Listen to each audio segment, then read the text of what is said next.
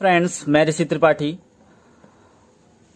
और आप लोगों के बीच में आर स्क्वायर एजू सेंटर की ओर से आज हम एक नई सीरीज स्टार्ट करने जा रहे हैं 12th क्लास के स्टूडेंट्स के बच्चों के लिए। और ये सीरीज है बिजनेस स्टडीज के ऊपर, जहां पर हम चैप्टर वाइज बिजनेस स्टडीज को स्टार्ट करते हैं। और आज जो हम स्टार्ट करने जा रहे हैं चैप्टर, उसका नाम है nature and signification of management. आपके बिजनेस स्टडीज का फर्स्ट चैप्टर है ये 12th क्लास के लिए। तो देखिए, जैसे नाम से पता चल रहा है कि मैनेजमेंट, ये चैप्टर बेसिकली बना किसके ऊपर है? ये मैनेजमेंट के ऊपर बना हुआ है। तो हम इस चैप्टर में पढ़ेंगे कि एक्चुअली में मैनेजमेंट होता क्या है, मैनेजमेंट के बारे में जानेंगे और इसका इंडस्ट्रीज में किस तरीके से यूज है, और इसका नेचुरल मीनिंग भी मैनेजमेंट का हम सीखेंगे। हम नेचुरल और इंडस्ट्रियल मीनिंग दोनों जानेंगे आज। तो चलो स्टार्ट करते हैं और सीखते हैं मैनेजमेंट के बारे में और देखते हैं सबसे पहले हम क्या पढ़ने वाले हैं। Oh wow! तो first of all we will talk about the definition. और सबसे पहले कुछ महान लोगों के द्वारा दी गई डेफिनेशन, दी गई परिभाषा हम जानेंगे। देखिए कौन है वो लोग। Management according to Mary and Douglas. तो इनकी क्या राय है मैनेजमेंट को लेकर, देखते हैं। कह रहा है ये कि management is the process by which a cooperative groups direct action of other towards common goals. देखिए इसका मैं एक एग्जांपल से समझाता हूं। अगर मेरी एक कंपनी है और मेरे ना इसके 8-10 ब्रांचेस हैं। अच्छा, अगर मैंने अपनी कंपनी को 8-10 ब्रांच में डिवाइड कर दिया है, तो इसका पर्पस क्या रहा होगा? अगर कंपनी, जो मेरी कंपनी, उसका नाम है Rishi limited, company name is Rishi limited, और अगर ऋषि लिमिटेड ने अपने कई सारे ब्रांचेस बनाए हैं, तो इसका मतलब उसने अपने वर्क का डिस्ट्रीब्यूशन किया होगा। और अल्टीमेट, अगर वो ब्रांचेस अपने वर्क को कंप्लीटली सही तरीके से एफिशिएंटली उसको कंप्लीट कर पाएंगे, इट मींस ऋषि लिमिटेड की तरक्की पक्की है। क्योंकि जो कहीं ना कहीं गोल जो है वो गोल किसका है? ऋषि लिमिटेड का।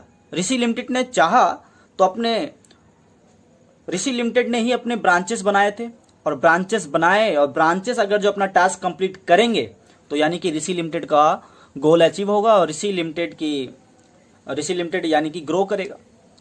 तो कह रहा है management is the process by which a cooperative groups direct action to other towards common goal. यानी जितने भी ब्रांचेस हैं उन सब का जो गोल है वो कॉमन है। उनका जो लक्ष्य है वो ऋषि लिमिटेड को ग्रो करना। तो ये एक डेफिनेशन है मैनेजमेंट की। देखिए और पढ़ते क्या है। Management is defined as the process of planning, organizing and controlling an organization's operation in order to achieve the target efficiently and effectively. It is essential for all organization. देखो भाई, simple सी बात है। मैनेजमेंट को कह रहा है कि एक प्रक्रिया है, ये प्रोसेस है। किस किस चीज से मिलकर? प्लानिंग। अच्छा, मैनेजमेंट कह रहा है प्लानिंग है। अच्छा, जाहिर सी बात है भाई, प्लानिंग क्यों नहीं होगा? कोई भी कार्य जब हम करते हैं बिना योजना बनाए, बिना प्लानिंग के, क्या उसका हम प्रारंभ कर सकते हैं? नहीं कर सकते। अच्छा चलो, मैंने योजना बना ली, अब ऑर्गेनाइजिंग क्या है? अब उस मैंने प्लान बनाया है कि भाई मुझे कंपनी का गोल ना इस तरीके से कुछ, ये मेरा मैप, ये स्ट्रक्चर है, मुझे इस तरीके से कंपनी का गोल अचीव करना है। चलो ठीक है, प्लानिंग हो गई। ऑर्गेनाइजिंग क्या है? ऑर्गेनाइजिंग, जब तक आपने जो प्लानिंग बनाया है वहां पर डिस्ट्रीब्यूशन नहीं करोगे, सारे प्रोसेस का डिस्ट्रीब्यूशन नहीं करोगे, कौन सा काम कैसे होगा कैसे नहीं होगा, तो फिर वो प्लानिंग बनाने का फायदा क्या हुआ? तो ऑर्गेनाइजिंग ये हो गया। एंड कंट्रोलिंग, ऑर्गेनाइजेशन में प्लानिंग बनी, उस प्लानिंग को ऑर्गेनाइज किया गया, उसके डिस्ट्रीब्यूशन किए गए वर्क को। अच्छा, काम का जो वितरण हुआ है, जो डिस्ट्रीब्यूशन हुआ है, उसका समय समय पर देखना भी तो जरूरी है कि भाई काम सही तरीके से हो रहा है या नहीं हो रहा है। तो दैट इज कंट्रोलिंग। तो management is defined as the process of planning, organising and controlling an organisation's operation in order to achieve the target efficiently and effectively. It is essential for all organisation. तो यानी कि किसी भी organisation में, किसी भी company में planning, organising और कंट्रोलिंग किस लिए किया जाता है? ताकि ऑर्गेनाइजेशन के टारगेट को एफिशिएंटली और इफेक्टिवली प्राप्त किया जा सके। इसी वजह से मैनेजमेंट को एक प्रोसेस बता रहा है, क्योंकि स्टेप बाय स्टेप चीजें हो रही हैं। तो प्लानिंग होगा, फिर प्लानिंग जो रोड मैप बना है, जो योजना बनाई गई उसको ऑर्गेनाइज किया जाएगा कि भाई ये काम ऐसे, ये काम ऐसे, ये काम ऐसे, इस तरीके से चलेगा। और फिर जो काम डिस्ट्रीब्यूट किया गया उसको कंट्रोल करना, उसकी निगरानी करना कि भाई काम उसी प्लानिंग के अकॉर्डिंग हो रहा है या नहीं हो रहा, डेट इज कंट्रोलिंग। ताकि जो टारगेट है कंपनी का, ऑर्गेनाइजेशन का, वो अचीव हो सके। तो डेट इज मैनेजमेंट। और अगर जो इसकी एक मैनेजमेंट का मतलब होता है क्या है नॉर्मली, अब मैं बताऊं तो मैनेजमेंट का मतलब है चीजों को मैनेज करना, कि कोई भी कार्य किस तरीके से किया जाए ताकि उसका जो निर्णय हो वो पॉजिटिव हो। आप बात करते हैं, चलो एक शॉप की बात करते हैं। दुकान में आप देखते हो जो सामान रखा रहता है उसने कई सारे पार्ट्स होते हैं। जैसे एक साबुन का जो बॉक्स है वो अलग है, बिस्किट का बॉक्स है वो अलग है, चीनी अपनी जगह पर रखी हुई है, आटा अपनी जगह पर रखा हुआ है। ये सब क्यों रखा हुआ है?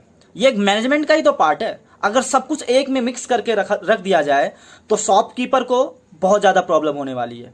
क्योंकि अगर सब कुछ मिक्स करके रख दिया जाए तो कस्टमर आएगा, कस्टमर ने बोला भैया लाइफ बॉय देना, जरा एक साबुन दे दो। अब वो शॉपकीपर ढूंढ रहा है साबुन की तरह। लेकिन अगर उसने मैनेजमेंट किया उसको सही तरीके से चीजों को सही जगह पर रखा तो उसको आसानी होगी। उसने, कस्टमर ने साबुन मांगा, उसने उठाया और दे दिया। तो मैनेजमेंट का ये एक फायदा होता है। देखते हैं आगे। अब इसमें दो वर्ड आपने देखे होंगे, एक एफिशिएंटली, ये एफिशिएंटली, और एक इफेक्टिवली। इसका मतलब क्या है देखते हैं।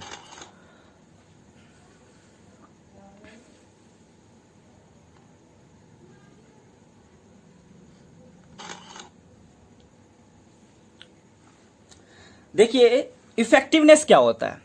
जब कोई काम किया जाता है ना, जब कोई टास्क दिया जाता है किसी को ऑर्गेनाइजेशन में, तो ये दो वर्ड जो है ये बड़े इंपॉर्टेंट है। The first one is effectiveness which refers to the achievement of task on time. अगर मैनेजर ने कोई काम अपने सबॉर्डिनेट को दिया, अपने से नीचे पायदान के किसी एम्प्लॉय को दिया, तो अगर वो काम टाइम पे हो जाता है तो डेट इज कॉल्ड इफेक्टिवनेस, कि भैया समय से काम हो गया, यानी कि इफेक्टिव है ये। अगर मैंने आपको कोई काम दिया, आपने उसको समय से कर लिया, तो भैया आपने इफेक्टिव काम किया है, तो ऑर्गेनाइजेशन जरूर खुश होगा। और एफिशिएंटली का मतलब क्या है? Optimum use of resources.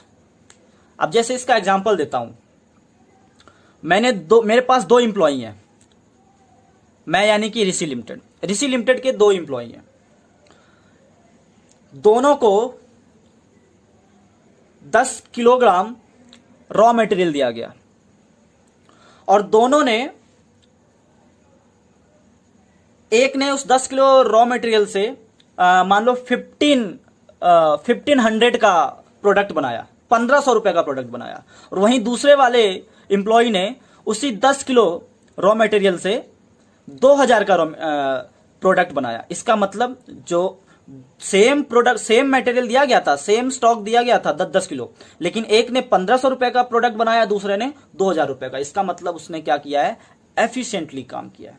Optimum use of resources मतलब साधन दोनों को, स्टॉक दोनों को सेम दिया गया था, लेकिन दोनों ने जो प्रोडक्ट बनाया उसमें डिफरेंस है। That will be called efficiently.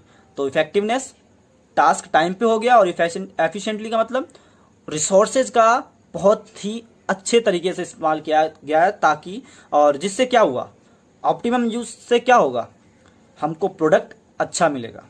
ठीक है ना? तो रिसोर्सेज का कम से कम उपयोग और प्रॉफिट ज्यादा। देखते हैं आगे क्या है। देखिए कॉन्सेप्ट ऑफ मैनेजमेंट। अब 2-3 चीजें इसमें देखो क्या है। एक ट्रेडिशनल कॉन्सेप्ट है। ट्रेडिशनल कॉन्सेप्ट का मतलब इसमें क्या है कि management is an art of getting things done through others. जो ट्रेडिशनल कॉन्सेप्ट है, जो पुराने विचारधारणा है मैनेजमेंट को लेकर, प्रबंधन को लेकर इसको बोला जाए, तो मैनेजमेंट एक ऐसी कला है जिससे हम काम अपना दूसरों से करवा सकते हैं, है ना? तो ये ट्रेडिशनल कॉन्सेप्ट है।